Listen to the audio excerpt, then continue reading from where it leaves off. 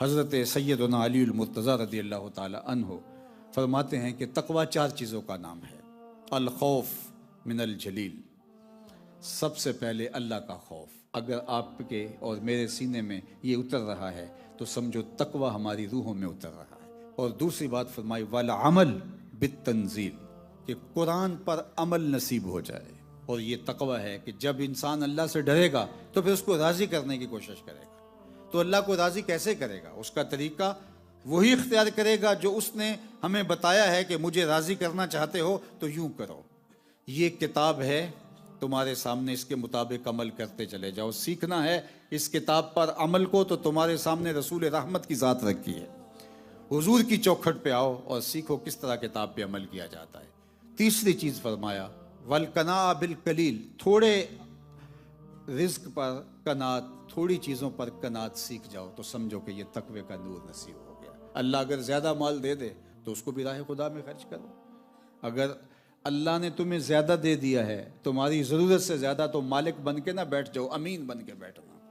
تم امین ہو اس مال پر، تم ان لوگوں تک ان کی ضرورتوں کو پورا کرنے کے لیے پہنچاؤ کہ جن کے پاس مال نہیں ہے۔ اور ماہ صیام میں تو خاص طور پہ ہمیں مال راہ خدا میں بانٹنا چاہیے جس کو اللہ نے عطا کیا ہے۔ اللہ کے محبوب صلی اللہ علیہ وآلہ وسلم ماہ صیام میں یوں خیرات کرتے تھے جیسے چلتی ہوئی ہوا تھی۔ ان کا دست کرم تو پہلے ہی کشادہ تھا، لیکن حضور کی سخاوت فزوں تر ہو جاتی اور چلتی ہوئی ہوا کی طرح حضور خیرات فرمایا کرتے تھے۔ تو ماہ صیام میں ہم نے اپنی ہمسائیگی میں دیکھنا ہے۔ حضور نے ارشاد فرمایا مجھے ہمسایوں کے بارے میں اس طرح تاکید کی گئی کہ مجھے لگا کہ کہیں ہمسایہ وراثت میں حقدار نہ ٹھہرا دیا جائے۔ اور ہمسایہ وہ نہیں ہوتا جس کی دیوار آپ کی دیوار کے ساتھ ہو، 40 گھروں تک ہمسائیگی ہوتی ہے۔ اور اگر ہم اسلام کے اس نظام کو سمجھ لیں جو ہمسائیگی کے حقوق اور ہمسائیگی کے خیال اور ہمسائیگی کے لحاظ کے بارے میں ہمیں ارشاد کیے ہیں، تو ایک صالح معاشرت تشکیل پائے۔ قیامت کے دن سب سے پہلا سوال نماز کا ہوگا، آپ نے سنا ہے نا؟ سب سے پہلا فیصلہ قتل کا ہوگا، یہ بھی آپ نے سنا ہے۔ اور قیامت کے دن سب سے پہلے رب سے جو شکایت لگائے گا وہ ہمسایہ ہوگا۔ اگر کسی نے ہمسائے کو تکلیف دی ہوگی، اس کو دکھ دیا ہوگا، قیامت کے دن رب کے ہاں شکایت سب سے پہلے ہمسایہ لگائے گا۔ تو اگر ہم اس نظام کو سمجھ لیں جو شریعت نے ہمیں دیا ہے تو سب سے پہلے اپنے ہمسایوں کو دیکھو۔